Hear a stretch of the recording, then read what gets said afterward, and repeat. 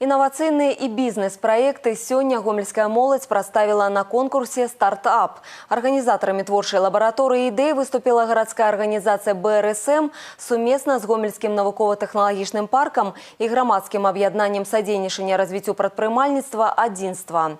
Уже несколько годов под эгидой Белорусского республиканского союза молоди поспяхово реализуется проект «100 идей для Беларуси». У минулым году на республиканском этапе Гомельская область представила 16 таких проектов. Причем усе яны вынік працы рабят з областного центра. Стартап – это своеасаблівая приступка от створения проекта до его презентации и увособления у жыццё. Авторитетные эксперты, резиденты Гомельского технопарка и поспяховые предпринимальники деталёво знакомятся с проектами молодых стартапаўцаў, как передать веды и технологии по дальнейшем развитии проектов. Мэта экспертов таксама презентация молоди актуальных магчымасцей белорусского и международного рынков инвестиций. Каб студенты разумели, проект повинен быть не только цікавым, оригинальным, але и реальным у увасабленні.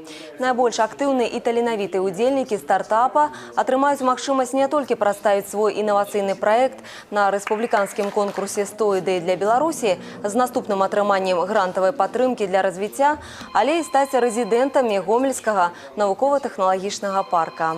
Пошла положительная тенденция в том, что предлагаются проекты, IT-проекты. То есть IT-технологиями, это сайты, приложения мобильные, это все актуально, модно и интересно.